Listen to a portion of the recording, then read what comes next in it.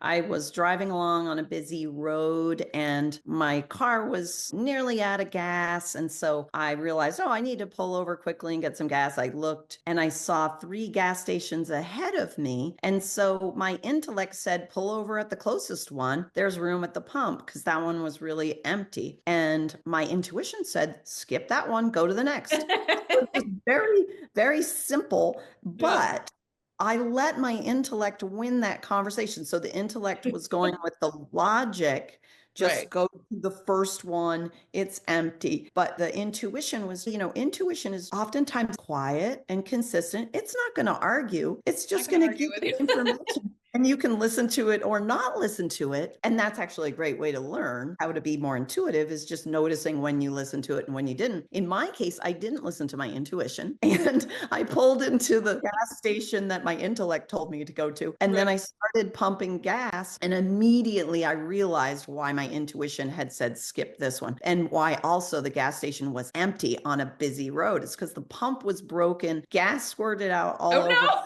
my hand. Yeah, gas immediately squirted out all over my hand. And then it's like, oh, okay, right. It's not rocket science. I get it. My intuition was just trying to send me to the next one. And so I go into the store and I said, your pump is broken. Can I wash my hands? And the person said, sorry, we don't have a bathroom. Oh And so no.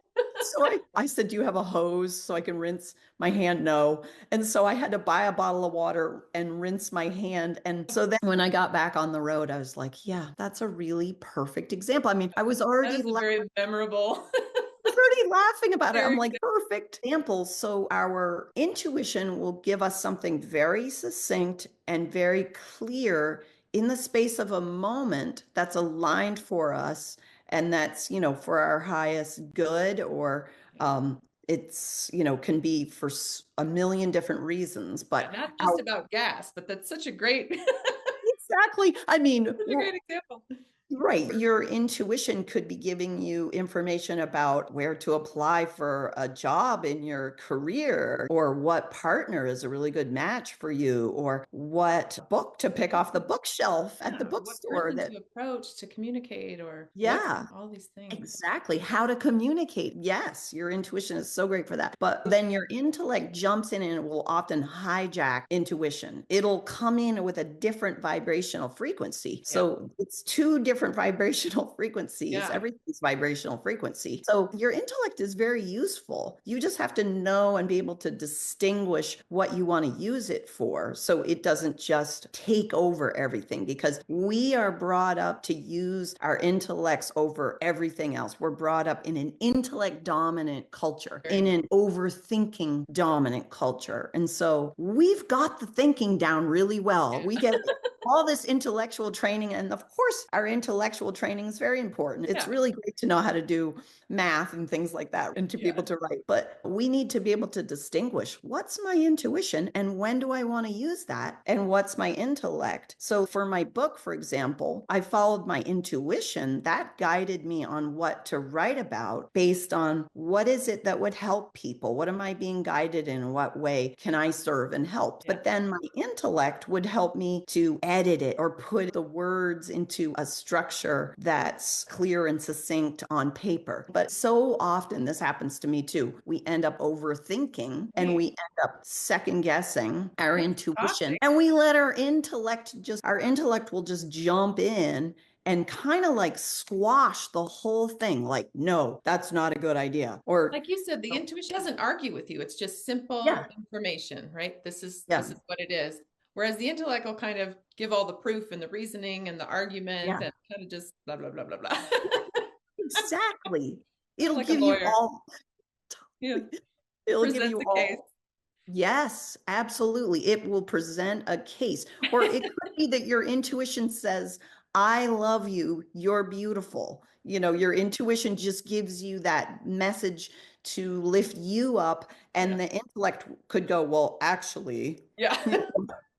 That's Actually, you great. look like shit today. Right, exactly. And that can be like the voice that's left over from sixth grade or something like that, like a mental image picture in your mind or something like that, a feeling, a thought, something that you picked up along the way. Your intellect, your intuition's not holding on to that past experience. Your intellect is holding on to that, not purposely, but because it's in a different vibration frequency. So it's like an outdated template in many ways in Yeah. terms of that part of ourselves will be holding on to some past experience that's not beneficial for us. I love the way that you describe that like a computer program, like the intellect Yeah, is operating, it gathers the yeah, information, it collects, it doesn't want to let go, right? It wants to, oh, yeah, there's more information. And so it's holding on to all these, like you said, mental image pictures, this yeah, information from the whole rest of our life, sometimes beyond that, right? And a yep, lot of that information is from our parents, from society, from different yeah, teachers, and it's coming up with this whole picture based on all this outdated information. A computer yeah, program that's running on yeah. software that's like really old.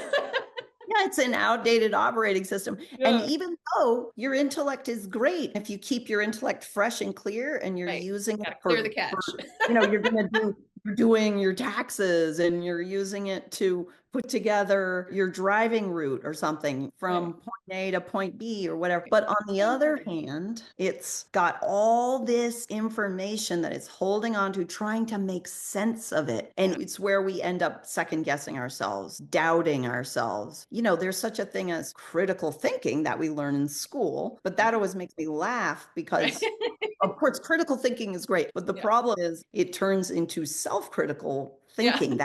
That part of ourselves, that intellectual part of ourselves, it's not our intuition. It's Yeah. not our presence. Right. So That's we don't want to use critical thinking to turn against ourselves. yeah. Our And but intuition can navigate yeah, what's true for us and what's not. yeah, exactly. And so we just end up from day one in the system, in the cultural system that we live in, the school systems and all that kind of stuff. Getting one part of ourselves just gets so overdeveloped that Right. we've lost the balance. We need to come back into balance and Yeah. have it all work It, together.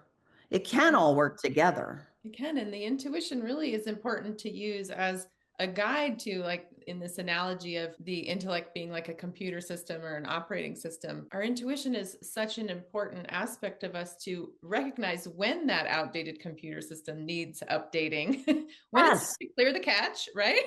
Yeah, exactly. Install some new software or update the systems. It's Yeah. really our intuition that says hello to that, that points that out to us when that's actually outdated or ready for some upgrades or ready for some new present time information and clearing out. That's so true. When I sit down in the morning to just ground myself and run my energy and check in with myself, the intuitive part of myself is going to highlight something like, oh, there's some energy that you can let go of that's just going to help with creating your day and setting the energy for your day. Letting go of that Yeah. is going to just clear your path. Yeah. And so that intuitive part of ourselves is so loving and so healing and has so much clarity. It just hasn't been given room at the table, really, culturally. But just tapping into your intuition anytime, anywhere, just for little things, lets you then start to really trust it for the bigger stuff. Yeah. Because if you just tune into your intuition for the big stuff when things get really challenging, then you don't have the same trust because you haven't been tapping into it for the little things. Like Yeah. even if I go for a ski in the woods, it's like, oh, should I go right or should I go left? Here I am at this little trail and oh, I'm going to go right. And then I go right and oh, good, I got to see an owl or wow, Ooh. I got to see a fox or a deer or something like that. And that's why I was being guided to go that way. Yeah. Or, oh, I realized the next day, oh, I'm glad I didn't go that way because a tree had fallen on the trail and I would have had to have climbed over the tree or something like that. Or going to the grocery store, what is going to be the most tasty mango to pick out of this bunch? Yeah.